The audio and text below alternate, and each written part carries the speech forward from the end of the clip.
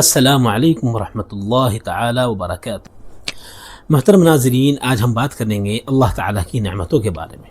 آج ہم اللہ تعالیٰ کی نعمتوں کے بارے میں بات کریں گے۔ نعمتوں کو شمار نہیں کریں گے، نعمتوں کو کوئی شمار نہیں کر سکتا۔ حدیث میں آتا ہے، بہت سمجھنے والی بات ہے، حدیث میں آتا ہے کہ ساری دنیا کے سمندروں کو اگر انک بنا دیا جائے، سیاہی بنا دی جائے، اور تمام دنیا کے جنگلات کے درخت کاٹ کر ان کے قلم بنا دیے جائے اور اللہ تعالیٰ کی نعمتوں کو شمار کیا جائے تو سمندر سوکھ جائیں گے اور قلم گھس گھس کر ختم ہو جائیں گے۔ اللہ تعالیٰ کی نعمتوں کو شمار نہیں کیا جائے۔ اسی لیے اللہ تعالیٰ نے ہمیں بہت چھوٹی چھوٹی دعائیں بتائی ہیں ان نعمتوں کا شکر ادا کرنے کے لیے اور ان نعمتوں کے زوال سے بچنے کے لیے۔ اب سمجھنے والی بات ایک یہ ہے، ہمیں سمجھنا یہ ہے کہ نعمت ہے کیا چیز، کیا چیز ہے۔ کچھ لوگوں کو تو یہ کنفیوژن ہے کہ نعمت نام ہے بینک بیلنس کا، نعمت نام ہے پراپرٹیز کا، نعمت نام ہے مال و دولت کا، گولڈ کا۔ ٹھیک ہے؟ نہیں دوستو، نعمت جو ہے نا ہر انسان کے ساتھ چل رہی ہے، اس کے جسم کی شکل میں۔ یہ جو جسم ہے نا، یہ باڈی ہے، اس سے بڑی نعمت دنیا میں کوئی نہیں۔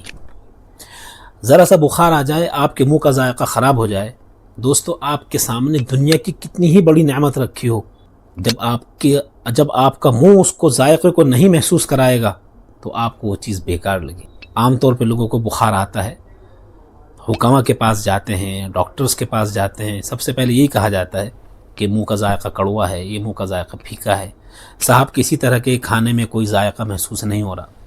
دیکھ لی، اسے کہتے ہیں نعمت، جس کا کوئی ریپلیسمنٹ ہی نہیں ہے۔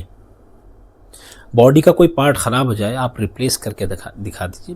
دنیا کا بڑے سے بڑا ڈاکٹر جو ہے آرٹیفیشل تو لگا دیں گے، ایز اٹ از وہی پارٹ کہیں اور سے مل جائے، کسی کمپنی سے، کسی فیکٹری سے مل جائے اور وہ انسان کی باڈی میں لگا دیا جائے، امپاسبل۔